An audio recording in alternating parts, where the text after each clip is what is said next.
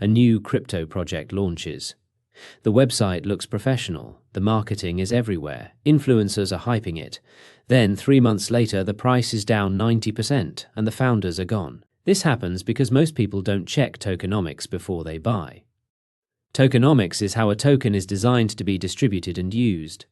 Bad tokenomics means the project is designed to extract money from you. Good tokenomics means there's a chance it survives long term. This video shows you exactly what to look for.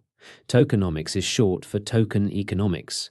It's the rule set governing how a cryptocurrency works, how many tokens exist, how they're distributed, who controls them, how new tokens are created or destroyed, whether there's a maximum supply, when locked tokens unlock. All of this is coded into the smart contract. It's not optional. It's math. When people say check the tokenomics, they mean read the documentation and verify the token distribution, because that distribution tells you who has the power to dump on you. If the team or founders control 30%, 40%, 50% of the total token supply, that's a weapon aimed at you. When they decide to sell, the price collapses. There's no scenario where giving the team half the supply benefits investors. Legitimate projects allocate 10% to 15% to the team with long vesting schedules. If the white paper says team 40%, close the tab. You're looking at a future rug pull or slow bleed. Vesting means tokens unlock gradually over time. If team tokens unlock immediately or within a few months, they can dump on early investors with zero consequences. Good projects vest team tokens over 2 to 4 years with a 6 to 12 month cliff. A cliff means nothing unlocks for the first 6 to 12 months. Then tokens unlock monthly or quarterly after that. If there's no vesting or tokens unlock in 3 months, the team is planning to exit fast. Private sale investors got in at a massive discount. If their tokens unlock before or at the same time as public launch, they dump on you immediately. You bought at $1, they bought at 10 cents. Their tokens unlock day one, they sell. Price crashes. You're down 60% in a week. Good projects lock private sale tokens for 6 to 12 months minimum and release them gradually. If private allocations unlock at launch, your exit liquidity. Bitcoin has 21 million max supply. Ethereum has no hard cap but predictable issuance. Some tokens have infinite supply with no clear emission schedule. New tokens can be minted whenever the team wants. This is inflation by design. Your percentage of the total supply gets diluted constantly.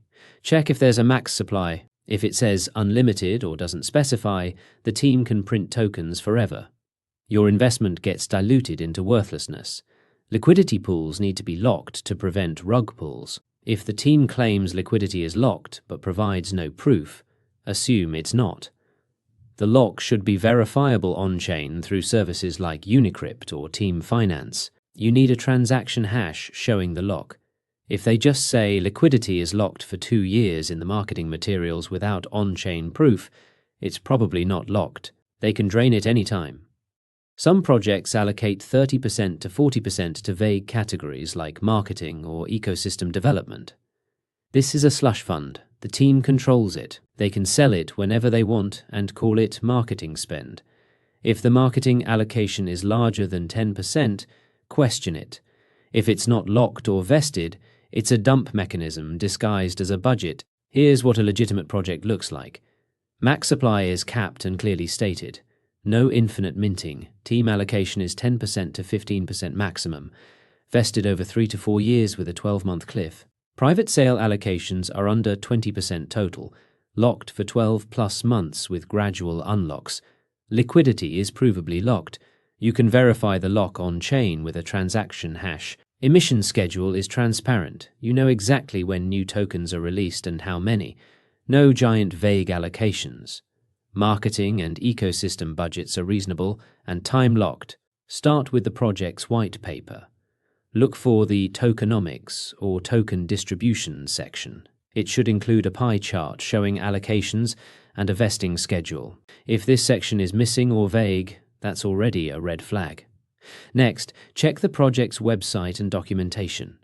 Look for specifics on total supply, circulating supply, and unlock schedules. Finally, verify on-chain. Use blockchain explorers to check token holder distribution. If one address holds 50% of the supply, it doesn't matter what the white paper says. Most projects show a pie chart. Here's what each slice usually means. Public sale, tokens sold to retail investors, should be 20% to 40%. Private sale seed, early investors, should be 15% to 25% and heavily vested. Team founders should be 10% to 15% with long vesting. Liquidity, tokens allocated to liquidity pools, should be 5% to 15%. Ecosystem treasury, development fund, should be under 20% and time-locked. Marketing should be under 10%. If any single category is over 40%, question why. Add up team plus private sale plus marketing plus ecosystem allocations. If the total is over 60%, the insiders control the majority of supply. They can manipulate the price. They can dump on you. Even if everything is vested, they still control more tokens than the public. Projects where the public holds the majority of circulating supply are safer. If insiders hold 70%, you're betting against the house.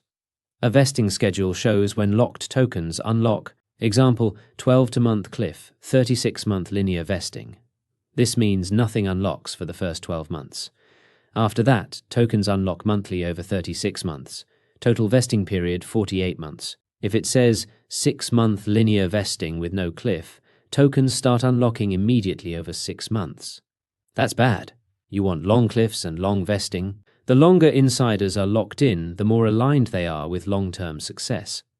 Circulating supply is tokens currently tradable. Total supply is all tokens that exist, including locked ones. If circulating supply is 10 million but total supply is 1 billion, 99% of tokens are still locked.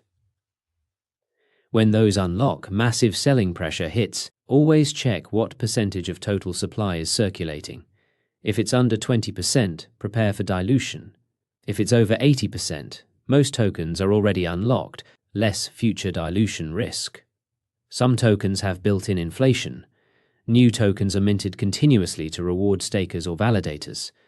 Ethereum has inflation, but it's predictable and offset by burning mechanisms. If a token inflates at 20% per year with no burning, your holdings lose value even if the price stays flat.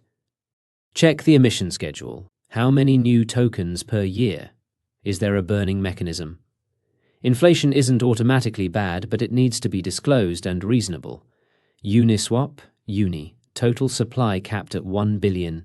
Team got 21% vested over 4 years. Investors got 18% vested over 4 years. Community Treasury got 43% controlled by governance. Liquidity mining got 18%. This is balanced. No single entity controls the majority. Vesting is long. The community controls the treasury through voting. Generic DeFi fork GUI 478. Total supply unlimited. Team holds 50%. No vesting schedule published. Liquidity locked but no proof. Private sale tokens unlock at launch. This is designed to fail. The team dumps immediately. Private investors dump immediately. You're the exit liquidity. If you can't find clear tokenomics information, don't invest. If the information exists but has multiple red flags, don't invest. If the project refuses to disclose token distribution or vesting schedules, don't invest. Transparency is the minimum requirement. Projects that hide tokenomics are hiding because the numbers would scare you away. Let them scare you away before you lose money. Comment dodged if you avoided a project after checking tokenomics, or learned if this video just saved you from a future mistake. Next video. What happens to your Bitcoin when you die, the inheritance plan nobody has, and why it matters more than you think. Subscribe to Unbanked. The old money had a head start. You have the internet.